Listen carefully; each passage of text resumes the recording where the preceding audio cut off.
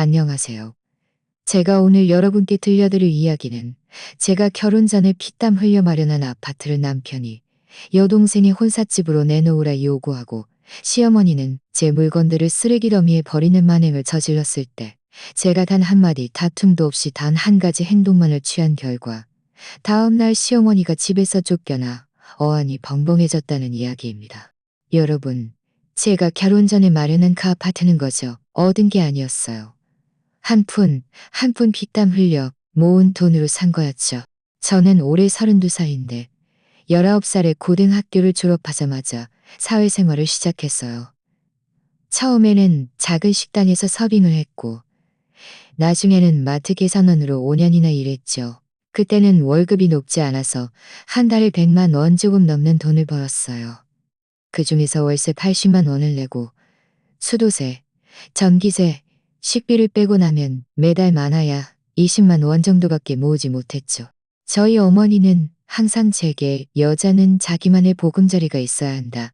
그렇지 않으면 결혼 후 서러움을 당해도 갈 곳이 없다고 말씀하셨어요. 저는 그 말을 마음에 새기고 정말 아껴 쓰고 절약하며 살았어요. 다른 아가씨들이 퇴근하고 나서 카페에 가거나 옷가게를 구경할 때 저는 단 한 번도 그런 곳에 가지 않았어요. 화장품은 마트에서 가장 저렴한 보석 크림을 샀는데 몇천 원짜리로 반년 넘게 쓸 수 있었죠.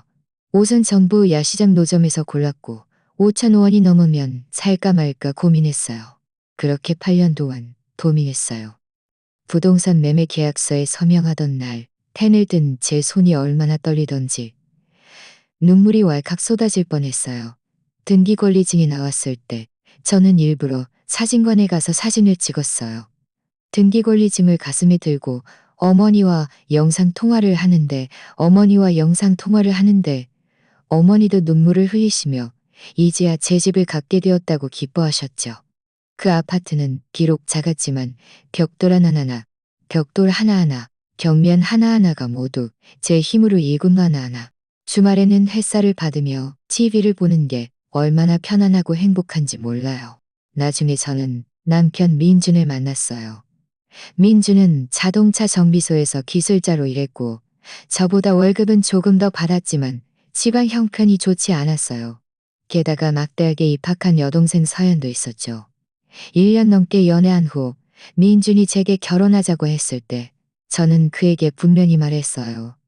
저는 예단도 필요 없고 새 집을 사줄 필요도 없지만 결혼 전에 제가 산 이 아파트는 개개인 소유이며 민준과는 제 개인 소유이며 민준은 그때 제 손을 잡고 말했어요. 나도 당신이 힘들게 모은 돈으로 산 집이라는 걸 알아. 나는 절대로 그 집을 탐내지 않을 거야. 앞으로 우리 둘이 알콩달콩 잘 살고 내가 돈을 더 모아서 나중에는 더 큰 집으로 이사 갈 수도 있잖아. 저는 그때 그 말을 듣고 마음이 훈훈해졌어요. 사람을 잘못 보지 않았다고 생각했죠. 결혼할 때 시댁은 정말이지 단 한 푼의 예단도 주지 않았고 결혼식도 아주 간소하게 치렀어요. 가족 친척 몇 분만 모시고 식사 한 끼 하는 정도였죠. 저희 어머니는 조금 언짢아 하셨지만 저는 어머니를 설득했어요. 민준 씨가 저에게 잘해주고 마음 편하게 살 수 있으면 됐지. 그런 형식적인 건 중요하지 않아요. 그때는 설마 결혼한 지 2년도 채 되지 않아 민준이 저에게 그런 요구를 할 줄은, 시어머니가 그런 행동을 할 줄은 꿈에도 생각 못했어요. 그날 저는 회사에서 보고서를 정리하고 있었는데 갑자기 휴대폰이 딩동하고 울렸어요. 민준이 보낸 카톡이었죠. 저는 저녁에 뭘 먹고 싶은지 묻는 건 줄 알았는데 열어보고는 가슴이 철렁 내려앉았어요. 그는 단 한 문장을 보냈어요. 여보, 당신 결혼 전 아파트를 내 여동생 혼삿집으로 쓰자. 저는 휴대폰 화면을 몇 번이고 쳐다봤어요. 제가 혹시 잘못 본 건가 하는 생각이 들었죠. 저는 그에게 확인했어요. 뭐라고요? 내 아파트를 당신 여동생 혼삿집으로 쓰자고요? 2분 뒤 그에게 답장이 왔어요. 내 여동생이 다음 달에 약혼하는데 예비 사돈댁에서 여자가 자기 명의의 집을 가지고 있어야 한다고, 그렇지 않으면 약혼을 허락하지 않겠다고 했대. 우리 집은 그 낡은 집밖에 없어서 당신 아파트는 어차피 비워두는 거나 다름없으니 일단 그걸 쓰자. 나중에 내가 당신에게 새 집을 사줄게. 저는 화가 나서 손이 부들부들 떨렸어요. 이게 무슨 소리예요? 그 아파트는 제가 8년 동안 모은 돈으로 산 건데 어떻게 비어있는 거나 다름없다고 말할 수 있죠? 저는 곧바로 그에게 전화를 걸었어요. 전화가 연결되자마자 저는 참지 못하고 물었어요. 당신 도대체 무슨 생각이야? 그 아파트는 내 결혼 전 재산이고 내가 힘들게 모은 돈으로 산 건데 어떻게 함부로 당신 여동생 혼삿집으로 두자고 내. 어떻게 함부로 당신 여동생 혼삿집으로. 민주는 전화 너머에서 여전히 태평한 목소리로 말했어요. 당신 왜 이렇게 예민하게 굴어? 겨우 집 한 채 가지고 뭘 그래? 우리 부부인데 당신 것이 내 것이나 마찬가지 아니야? 내 여동생 결혼은 큰일인데 집이 없어서 약혼을 못하게 할 수는 없잖아. 내 것이 당신 것이라고? 저는 비웃었어요. 처음에 결혼할 때 당신이 뭐라고 했어? 이 집이 내가 힘들게 모은 돈으로 산 거니까 절대로 탐내지 않겠다고 했잖아. 그런데 지금 얼마나 지났다고 말을 바꾸는 거야? 그리고 겨우 집 한 채라니? 그건 내 십몇 년 피땀, 어린 돈이야. 민주는 제 말에 조금 짜증이 난 듯했어요. 당신 왜 이렇게 따져? 다 한 가족인데 서로 돕고 사는 게 뭐가 어때서? 우리가 나중에 당신에게 잘해줄게. 돕는 것도 이런 식으로 돕는 게 아니야. 저는 목소리를 높였어요. 그건 내 결혼 전 아파트고 우리 부부 공동 재산이 아니야. 나는 당신 여동생 혼삿집으로 줄 의무가 없어. 당신이 여동생을 돕고 싶으면 당신이 직접 돈 벌어서 사줘. 내 집 건드리지 마. 저는 전화를 끊었어요. 저는 가슴 속에서 화가 치밀어 오르고 서러움이 북받쳤어요. 처음에 저에게 잘해주고 제 재산을 존중하겠다고 말했던 남자가 어떻게 이런 말을 할 수 있는지 믿을 수가 없었죠. 저는 생각할수록 뭔가 이상했어요. 아무래도 시어머니가 뒤에서 부추긴 것 같았어요. 저녁에 민준이 퇴근하고 집에 들어오자마자 저는 휴대폰을 그의 앞에 던지듯 내려놓았어요. 다시 한번 말해봐. 당신 정말 내 아파트를 당신 여동생 혼삿집으로 내놓으라고 할 생각이야? 민주는 신발을 벗던 동작을 멈칫하더니 얼굴에 약간 어색한 기색이 돌았어요. 이게 다 당신이랑 상의하는 거잖아. 왜 이렇게 화를 내? 상의? 저는 그의 눈을 똑바로 쳐다봤어요. 그게 상의하는 거야? 당신은 나에게 집을 당신 여동생에게 주라고 통보한 거잖아. 나는 분명히 말하는데 절대로 안 돼. 그 집은 내 목숨과 같은 거야. 누구도 건드릴 생각 하지 마. 민주는 제 태도가 단호하자 얼굴색이 어두워졌어요. 당신 왜 이렇게 인정머리가 없어? 우리 엄마가 그랬는데 당신은 여자 혼자 집 한 채 있으면 됐지. 내 여동생은 결혼하는데 집이 없으면 안 된대. 당신이 좀 양보하면 안 돼? 역시 시어머니가 뒤에서 부추긴 거였어요. 그때 제 가슴 속에서 화가 확 치밀어 올랐지만 그와 너무 심하게 싸우면 혹시 그가 눈이 돌아 무슨 짓을 할까봐 걱정되었어요. 저는 심호흡을 하며 화를 억누르고 말했어요. 이 일은 더 이상 상의할 여지가 없어. 다시는 나에게 말하지 마. 나 피곤하니까 일찍 쉬고 싶어. 말을 마치고자는 몸을 돌려 침실로 들어가 버렸고 그를 혼자 거실에 남겨두었어요. 다음 날 저는 출근했어도 일에 집중할 수가 없었어요. 민준이 했던 말과 시어머니가 뒤에서 부추긴 일로 머릿속이 복잡했죠. 겨우 퇴근 시간이 되자 저는 일단 아파트에 가봐야겠다고 생각했어요. 어쨌든 제 집이니까 혹시 그들이 몰래 무슨 짓을 할까봐 걱정되었죠. 제가 사는 아파트는 오래된 단지라 엘리베이터가 없었어요. 아파트는 3층에 있었죠.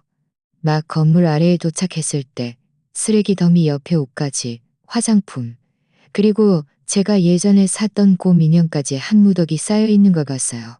제 가슴이 철렁 내려앉았죠. 아무리 봐도 그 물건들은 제 것 같았어요. 저는 서둘러 위층으로 뛰어 올라갔어요. 3층 문 앞에 막 도착했을 때 와르르 하는 소리가 들리고 이어서 시어머니의 목소리가 들렸어요.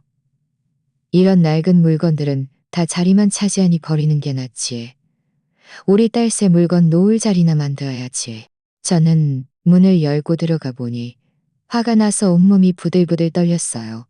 시어머니는 제 침실에서 옷장 안에 걸려있던 원피스를 손에 들고 문 옆에 놓인 쓰레기 봉투에 버리려 하고 있었어요. 제 화장대는 난장판이었고 화장품들은 바닥에 나뒹굴고 있었죠. 심지어 어머니가 제게 떠주신 스웨터까지 바닥에 버려져 먼지가 잔뜩 묻어 있었어요. 어머님, 지금 뭐 하시는 거예요? 저는 달려가 시어머니 손에 들린 원피스를 낚아채듯 빼앗았어요. 제 목소리는 떨리고 있었죠. 시어머니는 제가 돌아온 것을 보고도 전혀 당황하지 않고 오히려 두 손으로 허리를 짚고 당당하게 말했어요. 네가 돌아왔으니 잘 됐네. 내가 너에게 말해줄게. 이 집은 앞으로 우리 딸 것이야. 네 물건들이 여기 남아있는 게 말돼. 네가 대신 버려줄게. 여긴 제 집이에요. 저는 겨우 화를 억누르며 문 밖을 가리키며 말했어요. 어머님은 제 물건을 마음대로 건드릴 권리도 없고 제 물건을 버릴 권리도 없어요. 당장 제 물건들을 다시 줘오세요. 시어머니는 눈을 흘기더니 소파에 앉았어요. 무슨 네 집이야? 네가 우리 아들이랑 결혼했으니 네 집은 우리 아들 것이고 우리 아들 집은 우리 집 것이지. 우리 딸이 결혼하는데 이 집을 혼삿집으로 쓰면 뭐가 어때서? 너는 밖에서 온 사람이면서 감히 나에게 대들어. 저는 그때 화가 나서 눈물이 핑 돌았지만 그와 싸워봤자 소용없다는 것을 알고 있었어요. 그는 전혀 이치에 맞는 말을 하지 않았으니까요.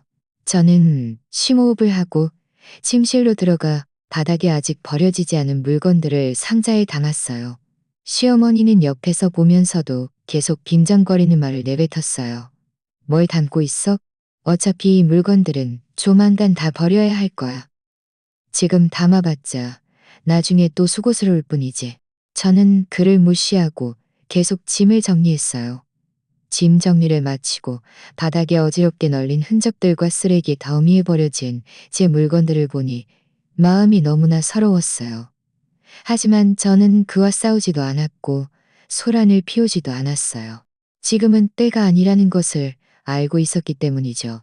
저는 상자를 안고 시어머니 앞에 가서 말했어요.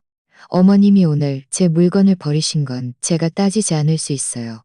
하지만 분명히 말씀드리는데 이 아파트는 제 결혼 전 재산이에요. 누구도 건드릴 생각하지 마세요. 만약 어머님이 다시 제 물건을 건드리거나 여기서 소란을 피우면 저는 경찰에 신고할 거예요. 저는 경찰에 신고할 거예요. 시어머니는 입술을 삐죽 내밀었지만 아무 말도 하지 않았어요.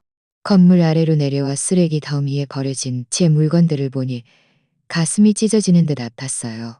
그 곰인형은 제가 처음 회사에 입사했을 때 산 것으로 십몇 년 동안 저와 함께한 친구였죠. 그 원피스는 제 생일 때 제가 저에게 선물한 것으로 아까워서 한 번도 잊지 못했는데 이제는 모두 버려졌어요. 저는 가질 생각뿐이었죠. 저는 그 물어뒀어요. 저는 그 물어뒀어요.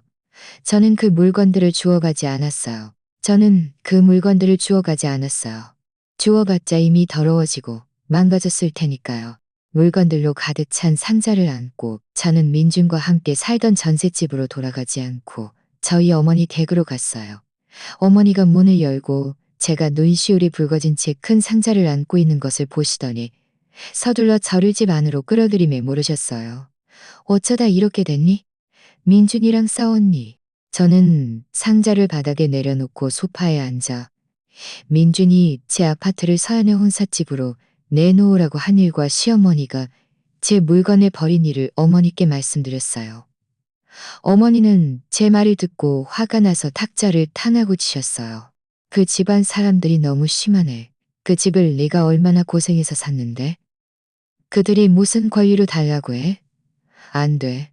이 일은 그냥 넘어갈 수 없어. 저는 어머니 손을 잡고 말했어요. 엄마, 화내지 마세요. 저는 그들과 싸우지 않았어요. 그들과 싸워봤자 소용없다는 걸 알아요. 지금 가장 중요한 건 그 집이 제 결혼 전 재산이라는 걸 증명해서 그들이 할 말이 없게 만드는 거예요. 어머니는 고개를 끄덕이셨어요. 네 말이 맞아. 증거를 가지고 말해야지. 네 그 매매 계약서랑 등기 권리증 어디에 뒀니? 빨리 찾아봐. 잃어버리면 안 돼. 그제야 저는 생각났어요. 예전에 집을 사고 나서 서류들을 잃어버릴까봐 매매 계약서, 등기 권리증, 그리고 계약금 영수증을 모두 빨간색 파일철에 넣어 어머니 댁 옷장 맨 위 서랍에 숨겨두었었죠. 저는 서둘러 의자를 가져와 그 위에 올라가 서랍을 열고 한참을 뒤징겨 두었었죠. 등기 권자가 서랍을 열고 한참을 뒤진 끝에 마침내 그 파일철을 찾았어요. 파일철을 열어보니 안에 서류들이 모두 가지런히 정리되어 있었죠. 그리고 그때 계약금을 지불했던 은행, 이체 기록과 건설회사에서 받은 영수증의 날짜도 모두 결혼 전이었어요. 저는 이 서류들을 들고 마음이 한결 놓였지만 또다시 생각했어요. 만약 시댁에서 이 서류들을 인정하지 않거나 제가 위조했다고 주장하면 어쩌지? 어머니가 말씀하셨어요. 네가 불안하면 내일 부동산 등기소에 가서 확인해봐. 그들에게 소유권 증명서를 발급받으면 만사오케이야. 다음 날 아침 일찍 저는 회사에 반차를 내고 신분증과 등기권리증을 들고 시청 부동산 등기소로 갔어요. 등기 열람 창구에 가서 직원에게 제가 가진 아파트의 등기 기록을 확인하고 소유권 증명서를 발급받고 싶다고 말했어요. 직원은 제 신분 정보를 확인하고 컴퓨터로 잠시 조회하더니 소유권 기록 조회 결과를 인쇄해 주었어요. 거기에는 해당 부동산은 본인 단독 소유이며 취득 시기는 결혼 전으로 부부 공동 재산에 해당하지 않음이라고 명확하게 적혀 있었죠. 직원은 증명서에 등기소 직인을 찍어주면서 이 증명서가 있으면 누구도 함부로 제 집을 차지할 수 없다고, 만약 누군가 인정하지 않으면 이 증명서를 가지고 법원에 고소할 수 있다고 말했어요. 저는 소유권 증명서와 기존 서류들을 조심스럽게 파일철에 넣어 몸에 지니고 부동산 등기소를 나섰어요. 거리에 오가는 사람들 보며 제 마음속에 돌덩이가 절반 정도는 내려앉는 기분이었죠. 이제부터 또 한바탕 싸움이 남아있다는 것을 알고 있었지만 이 증거들이 있으니 저는 자신감을 얻었어요. 저는 곧바로 집으로 돌아가지 않고 민준에게 전화를 걸어 그의 태도를 확인하고 싶었어요. 저는 그에게 물었어요. 아파트 문제 어떻게 할지 생각해봤어? 나는 절대로 당신 여동생 혼삿집으로 줄 생각 없어. 민주는 전화 너머에서 잠시 침묵하더니 말했어요. 오히려 엄마가 그랬는데 당신이 아까워서 일부러 결혼 전 재산 핑계를 대는 거래. 엄마가 그러는데 내가 당신한테 계속 시달림인데. 그 말을 듣자 그에 대한 마지막 기대마저 사라졌어요. 저는 차갑게 말했어요. 그럼 너희들은 기다려봐. 누가 마지막에 타협하는지 보자. 말을 마치고 저는 전화를 끊고 몸을 돌려 아파트 관리사무소 쪽으로 걸어갔어요. 제가 사는 아파트 단지의 관리사무소는 정문 옆 1층에 있었어요. 평소에 관리비를 내러 몇 번 가본 적이 있어서 건물 관리를 담당하는 김 팀장님과는 안면이 있었죠. 그날 저는 심호흡을 한번 하고 문을 열고 들어갔어요. 안에는 김 팀장님 혼자 뭔가 쓰고 계셨죠. 김 팀장님, 바쁘세요? 제가 드릴 말씀이 있어서요. 저는 다가가 파일철을 그의 책상 위에 놓았어요. 김 팀장님은 고개를 들어 저를 보시더니 펜을 내려놓고 웃으며 말했어요. 3층 사시는 지은 씨 아니세요? 무슨 일이세요? 집에 수도나 전기 문제가 생겼나요? 수도나 전기 문제가 아니에요. 누군가 제 집을 점유하고 있어요. 저는 파일철을 열고 먼저 등기권리증과 부동산 등기소에서 발급받은 소유권 증명서를 꺼내 그의 앞에 밀어놓았어요. 이 집은 제 결혼 전 재산이에요. 등기부등본에도 명확하게 나와 있고요. 어제 저희 시어머니가 제 동의 없이 집에 들어와 제 물건을 버리고 자기 딸 혼삿집으로 주겠다고 말했어요. 지금도 계속 제 집에 머물러 있어요. 김 팀장님은 서류를 보시더니 고개를 들어 저를 보셨어요. 미간을 찌푸리시며 말씀하셨죠. 이런 일이 다 있네요. 입주자의 동의 없이 다른 사람이 함부로 집을 사용할 수는 없죠. 더군다나 물건을 버리는 건 더욱 안 되고요. 그렇지 않아요? 저는 서둘러 그에게 어제의 상황을 자세히 설명했어요. 민준이 요구를 한 것부터 시어머니가 제 옷과 화장품을 버린 일, 그리고 제가 그들에게 따져도 막무가내로 나오는 일까지 모두 하나하나 이야기했어요. 저는 지금 소유권 증명서가 있어서 이 집이 제 것이라는 것을 증명할 수 있어요. 관리사무소에서 저를 도와 시어머니를 퇴거시켜 주셨으면 좋겠어요. 그분이 집에서 나가도록요. 김 팀장님은 서류를 내려놓고 손가락으로 책상을 두드리며 말했어요. 규정상 지은 씨가 이 집의 유일한 소유권자이시니 점유자에게 퇴거를 요구할 권리가 있는 것은 맞습니다. 하지만 이건 가족 간의 갈등이라 우리가 직접 가서 퇴거를 요구하면 나중에 너무 보기 흉하게 될까봐 걱정됩니다. 만약 시어머니가 때를 쓰며 막무가내로 나온다면 우리도 처리하기 곤란하죠. 저는 이미 그 점을 예상하고 있었어요. 가방에서 휴대폰을 꺼내 이전에 찍어둔 사진들을 보여드렸어요. 시어머니가 쓰레기 더미에 버린 제 물건들, 침실이 난장판이 된 모습, 그리고 민준과 제가 주고받은 카톡 대화 내용 캡처본까지요.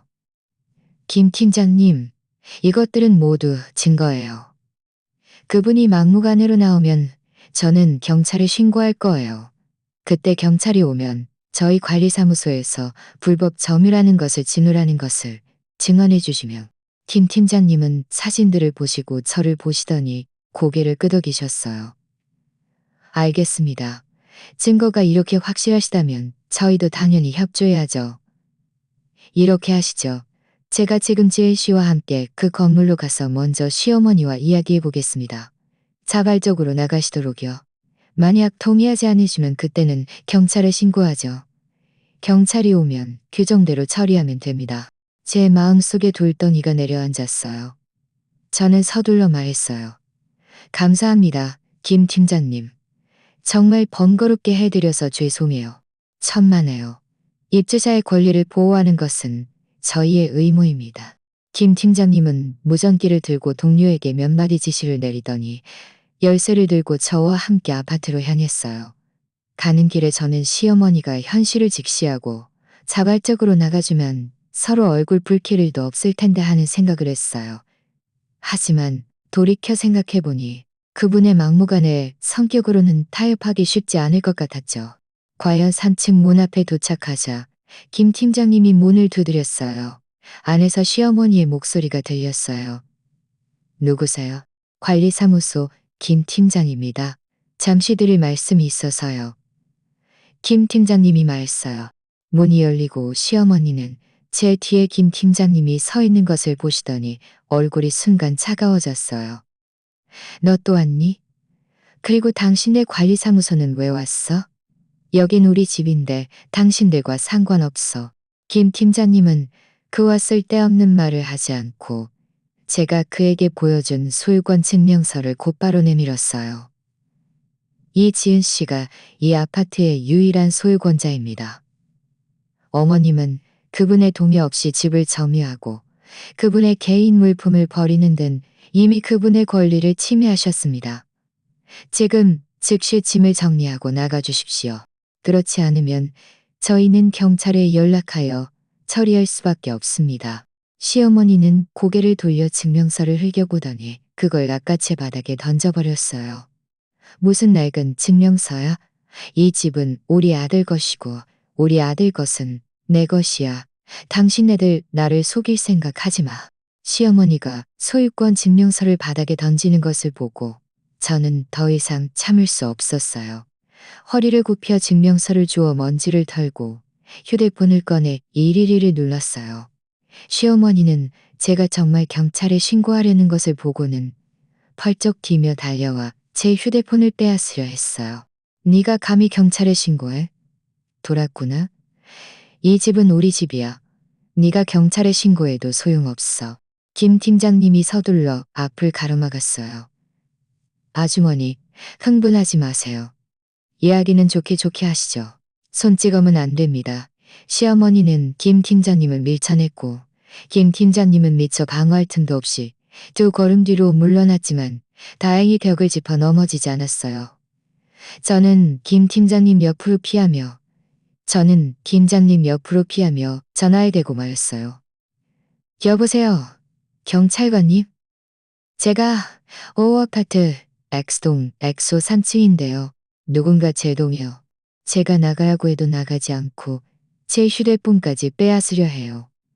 빨리 와서 좀 봐주세요. 전화를 끊자 시어머니는 여전히 악을 쓰며 욕설을 퍼부었어요. 이 배은망덕한 것. 우리 아들이 너랑 결혼했는데 너는 집 한 채도 우리 딸한테 주지 않으려고 해? 네 양심은 개나 졌니? 나는 오늘 안 나갈 테니 네가 나를 어떻게 할 수 있는지 보자. 저는 그와 다투지 않고 그냥 문 앞에 서서 경찰을 기다렸어요. 10분쯤 지났을까 아래층에서 경찰차 소리가 들리고 이어서 발소리가 위층으로 올라왔어요. 경찰관 두 분이 문 앞에 와서 신분증을 보여주며 물었어요. 누가 신고했습니까? 무슨 일이죠? 저는 서둘러 앞으로 나가 소유권 증명서, 등기부등본, 그리고 휴대폰 속 사진들을 모두 경찰관에게 내밀었어요. 경찰관님, 제가 이 아파트의 소유주입니다. 이게 제 소유권 증명서예요. 저희 시어머니가 제 동의 없이 들어와 제 집을 점유하고 제 물건들을 쓰레기 더미에 버렸어요. 제가 나가라고 해도 나가지 않고 제 휴대폰까지 빼앗으려 했어요. 경찰관은 서류들을 보시더니 몸을 돌려 시어머니에게 물었어요. 아주머니, 이분이 말씀하시는 게 사실입니까? 아주머니는 소유주의 동의를 받고 이 집을 점유하신 겁니까? 시어머니는 뻣뻣하게 목을 세우고 말했어요. 무슨 동의야? 이 집은 우리 아들 집이고 우리 아들이 저 여자랑 결혼했으니 이 집은 우리 집 것이나 마찬가지야. 내가 우리 집에서 뭘 한다고 나보고 나가라고 해? 아드님과 소유주가 결혼했다고 해서 소유주의 결혼 전 재산이 아주머니 될 것이 되는 것은 아닙니다. 경찰관은 소유권 증명서의 날짜를 가리키며 말했어요.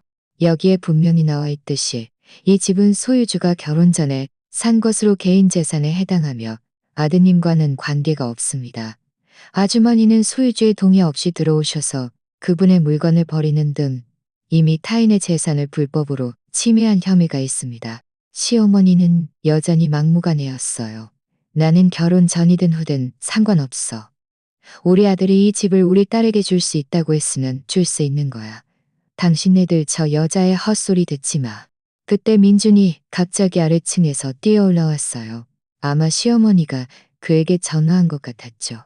그는 경찰을 보자마자 얼굴이 하얗게 질리더니 서둘러 시어머니 손을 잡고 말했어요. 엄마, 그만해요. 경찰관님께 좋게 말씀드리세요.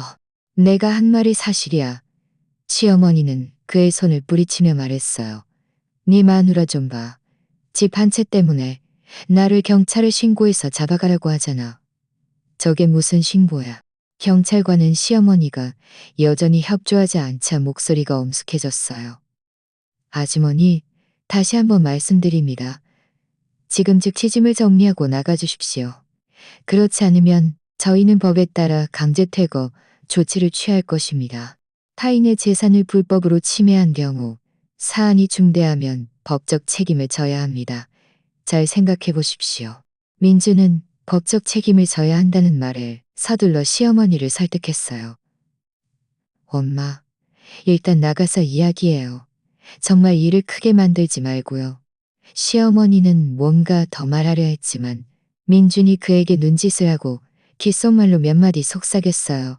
아마 경찰에 정말 잡혀갈까봐 서둘러 순순히 따른 것 같았죠. 시어머니는 저를 노려보더니 마지못해 몸을 돌려 방으로 들어가 짐을 정리했어요. 그에게는 감나가는 물건이 없어서 캐리어 하나에 옷 몇 벌만 챙겼는데 거의 30분 동안이나 꾸물거렸어요. 김 팀장님은 혹시 그가 또 소란을 피울까봐 계속 옆에서 지켜보고 있었죠. 아래층으로 내려오면서도 시어머니는 저에게 으름장을 놓는 것을 잊지 않았어요. 두고 봐. 이 일은 아직 안 끝났어. 저는 그를 무시했어요. 경찰관은 그들이 택시에 타는 것을 보고 나서야 저에게 말했어요. 앞으로 이런 상황이 또 발생하면 그들과 맞서 싸우지 마시고 바로 경찰에 신고하시면 됩니다. 저는 경찰관과 김 팀장님께 감사 인사를 전하고 그들이 가는 것을 본 후에야 아파트로 돌아왔어요. 문을 열고 텅 빈 집과 아직 치우지 못한 쓰레기들을 보니 말로 표현할 수 없는 기분이었어요. 하지만 안도감이 더 컸죠. 적어도 제 집은 지킬 수 있었으니까요. 아파트 안의 쓰레기들을 깨끗하게 치우고 창문을 열어 환기를 시키니 어느새 날이 어두워졌어요. 저는 아파트에 오래 머물지 않고 문을 잠그고 민준과 함께 살던 전셋집으로 돌아왔어요. 그 집은 더러웠어요. 문을 열고 들어서니 민준은 집에 없었어요. 저는 신경 쓰지 않고 씻고 나서 침대에 누웠어요. 하루 종일 피곤했던 터라 베개에 머리가 닿자마자 잠이 들었죠. 다음 날 아침 저는 일찍 일어나 민준과 마주치지 않고 회사로 갔어요. 그런데 점심시간이 다 되어갈 무렵 동료가 갑자기 제게 말했어요. 지은 씨, 아래층에 누가 찾아왔어요. 남편분이라고 하네요. 제 가슴이 철렁 내려앉았어요. 그가 분명 어제 일 때문에 온 것임을 알았죠. 저는 아래층으로 내려가 보니 민준이 회사 문 앞 큰 나무 아래에 서 있었어요. 낡아서 색이 바른 파란색 재킷을 입고 있었고 머리는 헝클어져 있었으며 눈은 핏발이 서 있었어요. 한눈에 봐도 잠을 제대로 못 잔 것 같았죠. 제가 내려오는 것을 보자 그는 서둘러 달려와 제 손을 잡으려 했어요. 여보, 내 말 좀 들어봐. 어제 일은 다 우리 엄마 잘못이야. 내가 이미 엄마를 혼냈어. 저는 한 발짝 뒤로 물러나 그의 손을 피하며 차갑게 말했어요. 할 말 있으면 여기서 해. 나 아직 회사에 출근해야 해. 민준의 손은 허공에서 멈췄고 그의 얼굴에는 민망한 기색이 돌았어요. 그는 낮은 목소리로 말했어요. 여보, 화내지 마. 응? 내가 잘못했어. 당신한테 아파트를 내 여동생 혼사집으로 내놓으라고 한 게 아니었어. 당신이 관리사무소에 말해서 우리 엄마랑 서연이가 갈 데 없게 만들지 말아줘. 지금 그들이 살 집을 아직 못 구해서 호텔에서 지내는데 너무 비싸잖아. 그 말을 듣자 저는 기가 막혀 웃음이 나왔어요. 그들이 갈 데 없는 게 저랑 무슨 상관이에요? 처음에 당신 엄마가 내 물건을 버릴 때 당신은 왜 그분이 잘못했다고 말하지 않았어? 처음에 당신이 나에게 아파트를 달라고 할 때 왜 내가 동의할지 안 할지는 생각하지 않았어? 이제 그들이 쫓겨나니까 나에게 잘못했다고 빌어? 늦었어. 내가 엄마한테 억지로 시달려서 그런 거잖아. 민주는 다급해져 목소리를 조금 높였어요. 우리 엄마가 매일 내 귀에 대고 울면서 서연이가 집 없으면 시집 못 간다고 하니 나도 어쩔 수 없었어. 여보, 내가 당신이 서운한 거 알아. 당신이 좀만 더 참아줘. 서연이 결혼하고 나면 내가 꼭 보상해 줄게. 응? 보상해 준다고? 저는 그를 쳐다보며 마음속에 실망감만 가득했어요. 당신이 나에게 뭘 보상해 줄 건데? 내가 버려진 물건들을 보상해 줄 거야? 아니면 내가 받은 서러움을 보상해 줄 거야? 게다가 그들이 결혼하는 게 나랑 무슨 상관인데 내가 왜 참아야 해? 그때 회사 안에서 몇몇 동료들이 고개를 내밀고 구경하고 있었어요. 저는 좀 창피해서 민준을 끌고 옆에 아무도 없는 곳으로 걸어갔어요. 분명히 말할게. 아파트는 내 거야. 당신 여동생에게 주지도 않을 거고 당신 엄마도 다시는 들어가지 못하게 할 거야. 그들이 갈 데 없는 건 당신의 집안일이야. 당신이 알아서 해결해. 나 귀찮게 하지 마. 민주는 제 태도가 단호하자 갑자기 바닥에 웅크리고 앉아 두 손으로 머리를 감싸주었어요. 울먹이는 목소리로 말했죠. 여보, 내가 당신한테 미안한 거 알아. 하지만 나 정말 어쩔 수가 없어. 우리 아버지가 일찍 돌아가셔서 우리 엄마 혼자 나랑 서연이를 키우느라 고생 많으셨어. 나는 그분들을 모른 척할 수 없어. 당신이 나를 불쌍하게 여겨서 관리사무소에 말해줘. 우리 엄마랑 서연이가 먼저 아파트에 지내다가 저는 그가 그렇게 주저앉아 있는 모습을 보면서도 마음속에 아무런 동요도 없었어요. 오직 혐오감만 들었죠. 처음에 그가 나에게 아파트를 달라고 할 때 왜 오늘 같은 날이 올 거라고 생각하지 못했을까요? 처음에 그가 그의 엄마에게 제가 괴롭힘당하는 것을 보면서 왜 제가 얼마나 서러워할지 생각하지 못했을까요? 안 돼. 저는 단호하게 말했어요. 나는 이미 참을 만큼 참았고 당신 엄마를 불법 혐의로 경찰에 신고하지 않은 것도 당신 체면을 살려준 거야. 당신이 계속 잘 살고 싶으면 다시는 당신 엄마가 아파트에 들어가는 문제를 꺼내지 마.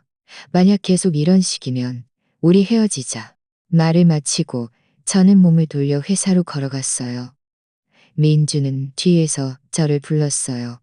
여보, 여보, 가지 마. 아직 할 말이 남았어. 저는 뒤돌아보지도 않고 멈추지도 않았어요. 한 걸음 회사 안으로 걸어 들어갔죠. 저는 그와 제가 정말 끝을 향해 가고 있다는 것을 알고 있었어요. 회사에서 전셋집으로 돌아왔을 때 민주는 이미 집에 있었어요. 그는 소파에 앉아 있었고 앞에는 빈 맥주캔 몇 개가 놓여 있었죠. 제가 들어오는 것을 보자 그는 서둘러 일어서더니 그의 눈빛에는 한 가닥 기대감이 살아 있었어요. 여보, 돌아왔어? 내가 국수 끓여놨어. 아직 따뜻하니 어서 좀 먹어. 저는 그 국수 그릇을 보지 않고 곧바로 거실 중앙으로 걸어가 손에 들고 있던 파일철을 탁자 위에 놓았어요. 파일철을 열자 안에는 저와 민준의 카톡 대화 기록 인쇄본, 시어머니 사진 인쇄본, 그리고 부동산 등기소에서 발급받은 소유권 증명서, 사본들이 들어있었죠. 이게 다 뭐야? 민주는 이 물건들을 보며 얼굴색이 서서히 변했어요. 우리 이혼하자. 저는 그의 눈을 똑바로 쳐다보며 한 글자 한 글자 또박또박 말했어요. 망설임은 전혀 없었죠. 민주는 잠시 멍하니 있다가 마치 듣지 못한 듯 물었어요. 여보, 뭐라고? 이혼? 농담하지 마. 우리 그냥 몇 마디 싸운 것뿐인데 굳이 이렇게까지 할 필요는 없잖아. 싸운 게 아니야. 나는 당신이랑 더 이상 살 수 없어. 저는 카톡 대화 기록을 들고 말했어요. 당신이 나에게 아파트를 당신 여동생 혼삿집으로 내놓으라고 할 때 우리 결혼을 생각했어? 당신 엄마가 내 물건을 버릴 때 당신은 나를 돕기는커녕 당신 엄마 편을 들었잖아. 내 기분은 생각했어? 내가 어쩔 수 없었잖아. 민주는 다급하게 제 팔을 잡았어요. 우리 엄마 성격이 원래 그런 건데 내가 어떻게 엄마한테 대들 수 있어? 여보, 내가 잘못했어. 앞으로는 절대로 당신한테 아파트 이야기를 꺼내지 않을 거고 우리 엄마도 다시는 당신 괴롭히러 오지 못하게 할게. 우리 이혼하지 마. 응? 저는 힘껏 그의 손을 뿌리쳤어요. 어쩔 수 없다는 게 나를 상처 주는 이유가 될 수는 없어. 당신은 계속 당신 엄마와 여동생 편만 들고 나를 전혀 고려하지 않았어. 이런 식으로는 더 이상 살 수 없어. 게다가 당신은 마음속으로 나를 존중하지도 않고 내 재산을 존중하지도 않아. 우리가 지금 이혼하지 않아도 나중에는 또 이런 일들로 싸울 거야. 민주는 제가 단호하자 갑자기 무릎을 꿇고 제 바지가랑이를 잡았어요. 여보, 제발 부탁이야. 이혼하지 마. 응? 나 당신 없으면 안 돼. 내가 앞으로 다 고칠게. 당신이 시키는 대로 뭐든지 할게. 저는 그가 무릎 꿇고 있는 모습을 보면서도 한치의 동정심도 없었고 오직 혐오감만 들었어요. 처음에 그가 나에게 아파트를 달라고 할 때 왜 오늘 같은 날이 올 거라고 생각하지 못했을까요? 이렇게 하지 마. 소용없어. 저는 이미 결정했다고 말했어요. 이 이혼은 반드시 해야 해. 저는 미리 준비해둔 이혼 합의서를 꺼내 그의 앞에 놓았어요. 이건 이혼 합의서야. 이건 이혼 합의서야. 내가 이미 서명했어. 우리 결혼 후에 공동재산은 거의 없고 전셋집 보증금도 나는 원하지 않아. 당신이 이번 달남은 월세만 나에게 주면 돼. 당신이 이해 없으면 서명해. 만약 이해 있으면 법원에 소송하자. 그때는 이 증거들을 모두 판사에게 제출할 거야. 민주는 이혼 합의서를 들었는데 그의 손은 계속 떨렸어요. 한참을 보더니 고개를 들어 저를 쳐다보며 말했어요. 당신 정말 이렇게 매정해? 조금도 돌이킬 여지가 없는 거야? 당신이 먼저 나에게 매정하게 굴었잖아. 저는 담담하게 말했어요. 당신이 나에게 결혼 전 아파트를 당신 여동생 혼삿집으로 내놓으라고 한 그 순간부터 우리 사이에는 더 이상 돌이킬 여지가 없었어. 민주는 오랫동안 침묵하더니 마침내 펜을 들어 이혼 합의서에 서명했어요. 저는 서명된 이혼 합의서를 거두어 파일철에 넣은 다음 제 짐을 정리하기 시작했어요. 전셋집에 제 물건은 많지 않아서 캐리어 하나에 모두 담을 수 있었죠. 저는 캐리어를 끌고 문 앞에 가서 뒤돌아 민준을 한번 쳐다봤어요. 그는 소파에 앉아 고개를 숙이고 무슨 생각을 하는지 알 수 없었죠. 저는 그에게 작별 인사도 하지 않고 곧바로 문을 열고 밖으로 나갔어요. 전셋집을 나서자 저는 심호흡을 한 번 했어요. 온몸이 홀가분해지는 기분이었죠. 비록 이 결혼 생활이 저에게 많은 서러움을 안겨주었지만 다행히 제 아파트를 지킬 수 있었고 더 이상 잘못된 길로 가지 않고 제때 손실을 막을 수 있었으니까요. 나중에 저는 민준의 어머니가 제 아파트를 얻지 못해서 그와 크게 싸웠다는 소식을 들었어요. 서연의 결혼도 파탄 나버렸죠. 예비 사돈댁에서 그 집안이 너무 막무가내라고 생각해서 이 결혼을 원하지 않았대요. 그리고 저는 제 작은 아파트를 다시 정리하고 새 침구와 화장품을 샀어요. 주말에는 햇살을 받으며 TV를 보고 예전보다 훨씬 더 마음 편하게 살고 있어요. 저는 비로소 깨달았죠. 여자아이는 반드시 자기만의 집을 가져야 하고 반드시 자기 권리를 보호할 줄 알아야 한다는 것을요. 사랑이나 결혼 때문에 자신을 희생해서는 안 돼요. 오직 자신이 강해져야만 자신이 원하는 삶을 살 수 있답니다. 자, 오늘 이야기는 여기까지입니다. 시청해 주셔서 감사합니다. 제 채널이 마음에 드셨다면 구독과 좋아요 부탁드립니다. 행복하세요.